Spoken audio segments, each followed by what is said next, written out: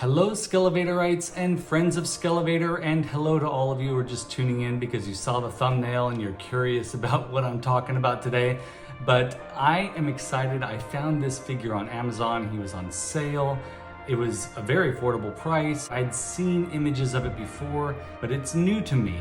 And it's rare that something new to me draws me in so quickly. So I did a little research and I bought this thing. I'm very excited to have this. This is part of the Batman 66 McFarlane Toys line, and I'm excited to get him open and check him out. Let's do this.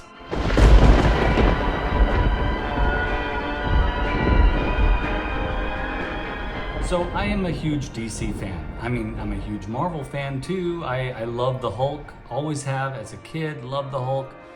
I love Spider-Man, I love Wolverine, X-Men, but I gotta say, Superman and Batman have always been close to my heart. I always chose Superman or Batman when playing with my friends with those superpowers action figures. I just love those two characters for some reason. I mean, here's a picture of me from my childhood wearing my Superman outfit that I just wore on a fairly regular basis. I'm practically wearing the exact same shirt that I'm wearing right now in this image.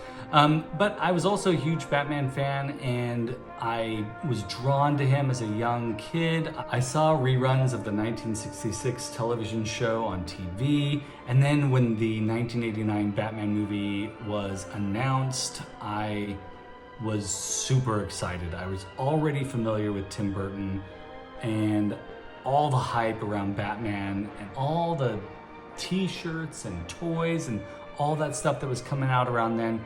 It was just a wonderful time for me as a fan of DC Comics. And you know, since then I've become a huge fan of Swamp Thing.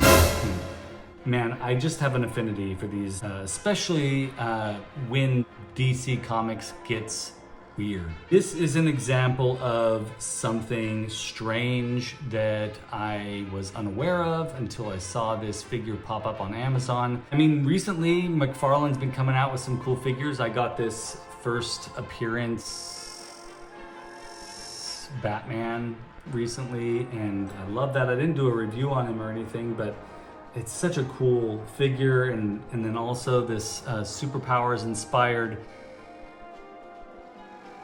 1989 all-black Batman, very cool. These two really pushed the nostalgia buttons for me. I mean, as a kid, I just would fawn over this first appearance of Batman, and still to this day, I've only seen it digitally. I've read it digitally. I've never seen this in person. But man, I am a big fan of the Batman and big fan of Batman lore, and a huge fan of the villains from the Batman franchise.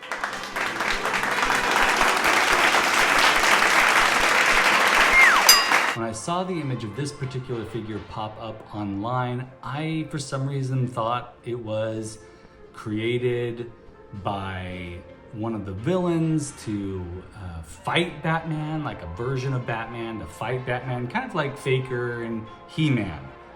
Not so. So I did a little research and I found the comic book that features this character. Here's an image of it right here. I didn't even know this comic book series existed.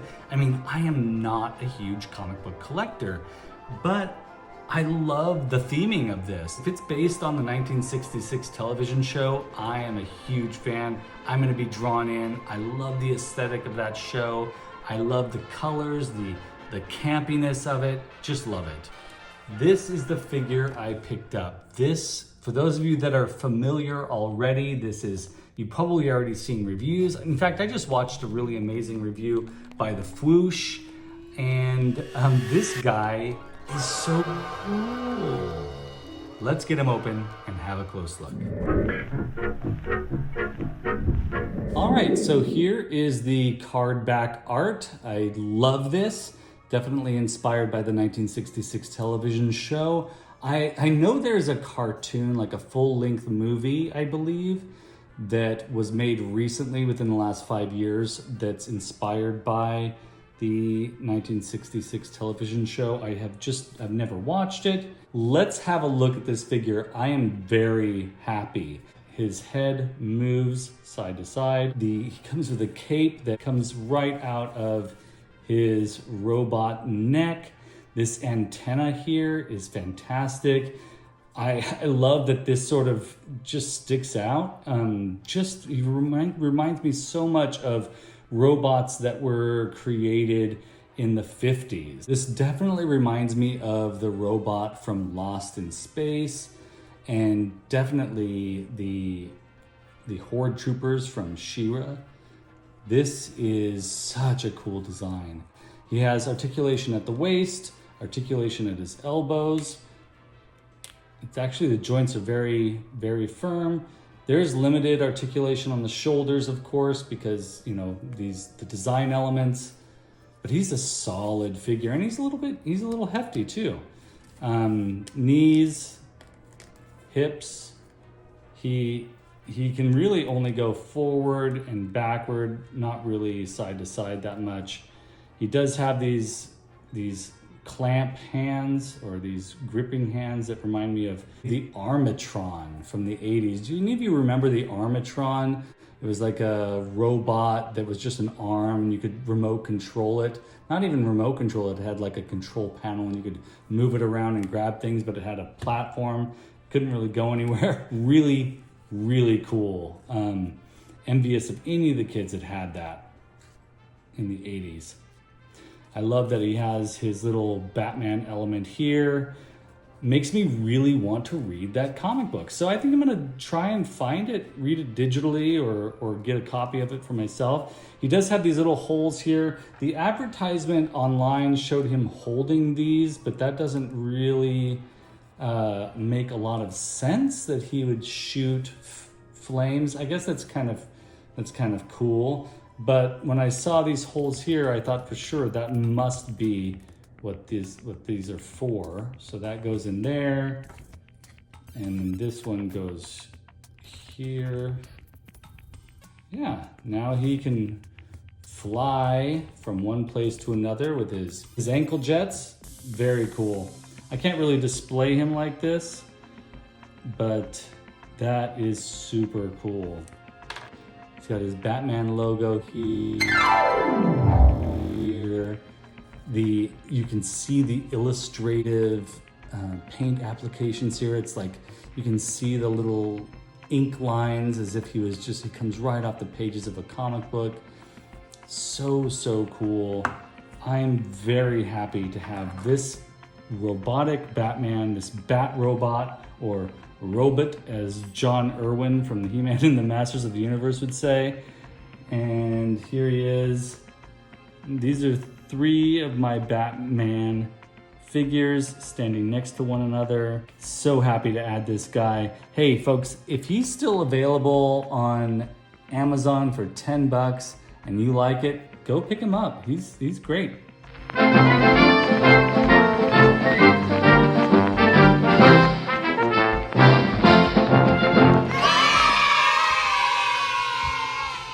So here he is, the Bat Robot.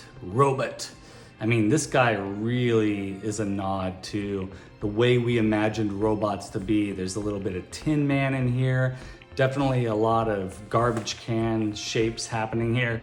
I mean, I could see this guy walking around the late 1950s Tomorrowland at Disneyland.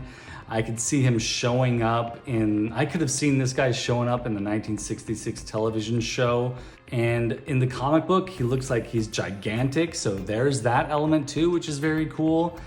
So yeah, I'm very happy to add him to the collection. He is probably still available for only $10 on Amazon right now. I don't know how long that's gonna last, but try and go and find him if you like him. I don't know.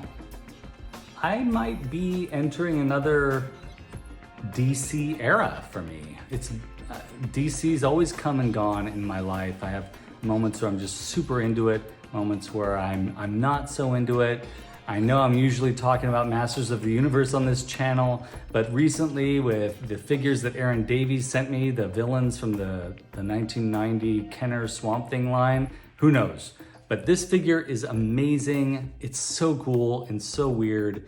And I just want to say a huge thank you to all of you for tuning in and watching. It means the world to me. Just the fact that you clicked on this video is huge. You're incredible for doing that.